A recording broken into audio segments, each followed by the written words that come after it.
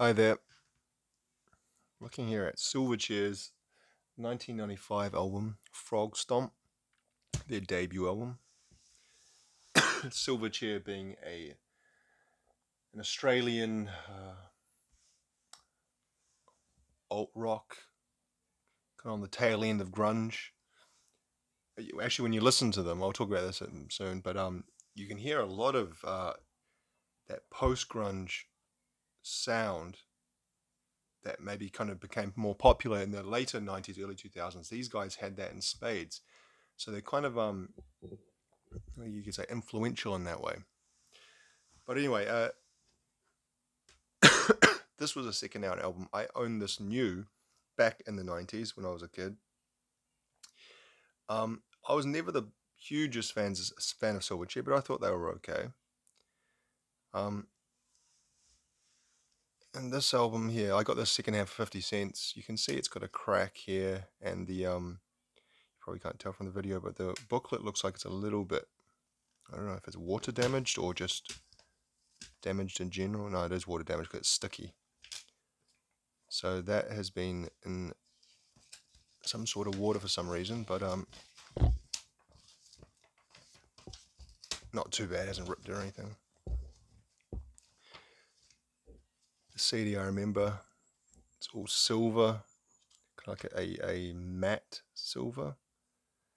And the condition's actually okay. There's one kind of scratch here, but in general, the CD itself is okay.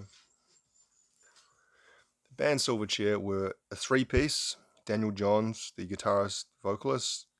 Chris, now I've never known how to pronounce his name, Juanu, in the bass, and Ben Gillies on the drums. Excuse me, I've still got a remnants of a cough. You can see on the liner notes, maybe some, can't really see clear, there they are. The guy in the middle is Daniel Johns. That's Ben Gillies, the drummer. And can't find just specifically one of Chris, the bassist. I think it's actually him there, the closest to the camera is Chris Juano. They had their day of being pretty big around 90, 95, 96, 97. And they, like I said, they're an Australian band, and like a lot of Australian bands do, they also had quite a lot of success in New Zealand.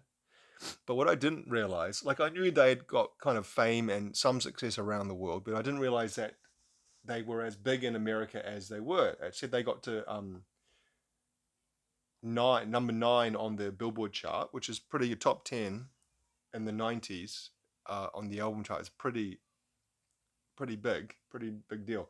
And they sold 2 million copies in the US alone, as well as 6-time platinum in the US, 3 times platinum in Canada, platinum in New Zealand, only silver in the United Kingdom. They went number 1 in Australia and number 2 in New Zealand, 10 in Canada, and like I said, 9 in the US. But kind of funny how they didn't really have fame in the UK. Well, they didn't have success in the UK. They only got to 49 in the UK. Like I said, they sold 60,000 copies, which isn't bad. But I've talked before how it's kind of always interesting the things that hit in certain countries, like within the Anglosphere. New Zealand, Australia tends to follow British music trends, I think, as well as American, but I'd say maybe British a little bit more, kind of a cultural hangover of our, former colonial position. But then there are certain bands that do well in New Zealand, Australia, US, Canada, and Britain, and Ireland. I guess I'll throw them in there as well. And then there are other certain bands that do well in a certain combination of those, like they'll do well in Britain, Australia, and New Zealand, but not in North America. And then there will be others that will do really well in North America only. And then there'll be others that do well in America, Australia, and New Zealand, but not Britain. And it's always interesting to see exactly where and why those patterns develop. The big song from this was Tomorrow. That was the big single, which is track 2. and they were really young when they made this album. They were like teenagers. So they recorded it in late 94. So Daniel Johns would have been 79, 89, 90, 89. Would have been 15 when they recorded it. And yeah, 15 and 16 when it kind of when they released it. So the songs on there, for that younger age to have written those songs, is actually pretty good. You know, the average 14, 15, 16-year-old isn't writing songs as good as that. Not saying they're amazing or anything, they're classic songs, like, but I can still, you can still, what's the word? I can't think of the word. What's the word? Acknowledge that when someone is be able to write a song at a young age. Well, on saying that, I was just listening to Spiderland by Slint, and the last song on the album was Good Morning Captain. I was looking at a demo online, I think, and it was saying they wrote that. The guys in Slint, I don't know if they all wrote it or just whoever. The guys in Slint wrote that when they were like the same age, like 15 or 16. That's like a level above anything on this. But just the idea that a 15 or 16-year-old would write the material on Spiderland, particularly that song Good Night Captain. Sorry, Good Morning Captain. Good Night Captain. It's like really, it's like a super dark song, and I don't know, it's just the idea that a kid wrote it. It kind of blew me away.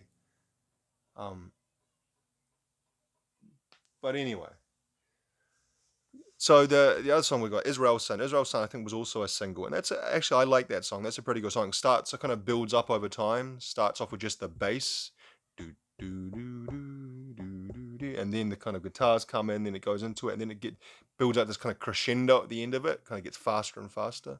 Tomorrow, like I said, when we get to Fault Line, that's kind of a run-of-the-mill song. Pure Massacre, I'm pretty sure that was on the radio as well. I'm not sure if that was a single, but I remember hearing that on the radio, I'm sure.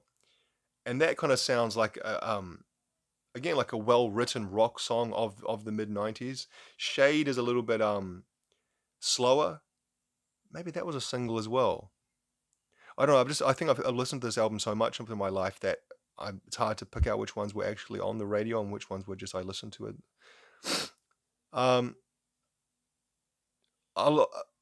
When I was listening to this earlier, the reason I did this today is because I listened to it, I think yesterday I was listening to it, and I was thinking, his voice in Tomorrow sounds very affected. It's almost like he's putting this American drawl on, like this, the way he does his R's, he's almost like rolling his R's. And I was thinking, why do we do? Because a lot of non-Americans sing in American accents. And it's kind of like, sometimes in some ways it's kind of cringeworthy, but in other ways, I remember reading an interview with Dennis. What's his name? Dennis Leeson from The Refused. He's Swedish, and the interview asked, why do you sing in English? And this was like probably 20, 25 years ago. This interview, and he said because English is the language of rock and roll. And I guess you could say particularly American English. America is the birthplace of rock and roll.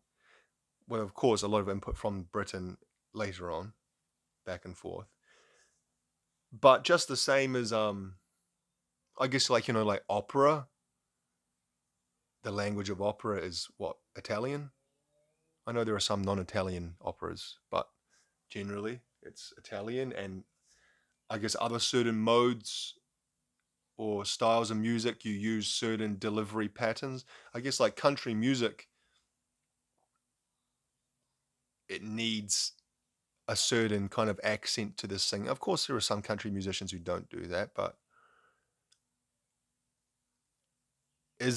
maybe singing rock music and putting on a bit of an American twang is just part of the art. Like Green Day, how especially early on, Billy Joe Armstrong really hammed up a British accent because punk bands they look more to England for some of their influence there. I don't know. I'm kind of rambling a bit about this, but yeah. The other thing is, like I was alluding to before, is that some of the songs that aren't as memorable, like ones like, for example, "Leave Me Out" and "Fault Line" and "Madman" and "Undecided," um, sound like they could come from any late 90s, 2000 post grunge band. The voice, the guitar tone, just the music writing in general, songwriting in general. Um, it's almost like these guys were kind of, on one hand, not ripping off, but heavily influenced by the early 90s grunge alternative rock scene. And at the same time, through their own, the way that they presented that music, that they were influenced by, they had their own style, which in turn influenced the bands that came after them. Not necessarily in a particularly good way, because all those songs I named were kind of the most boring songs on the album. I like Israel Sun. I like Tomorrow. I like Shade. I like Suicidal Dream. Those songs feel like they've got something a bit more to them. Pure Massacre as well, maybe. They feel like that, you can hear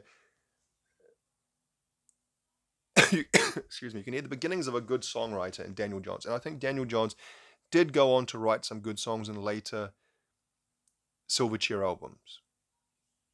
I haven't listened to it. I haven't really listened to much beyond Freak Show. But the one after Freak Show was at Neon Ballroom. The songs I played on the radio for that, the singles, you can't deny that there seemed to be quite a massive musical songwriting jump from Frogstomp to that in the space of about 4 or 5 years. But after that, yeah, they released a lot of other stuff, but it kind of, things I heard and read about it didn't really appeal to me, really. And another thing is that I haven't really mentioned is that they had kind of a bad reputation amongst my age group. They were kind of looked down on, maybe because they were similar ages to us. Daniel Johns is about 2 years older than me. The other guys in the band, I'm not sure how old they were. I would assume they were very similar age. Let's have a look. So Chris Joanno was born in 79. So again, he's about a year, actually less than 2 years. He's about a year and a half older than me.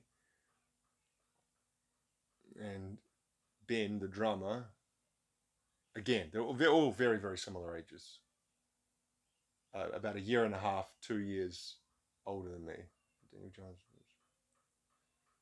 Oh, Daniel Johns is about 2 years.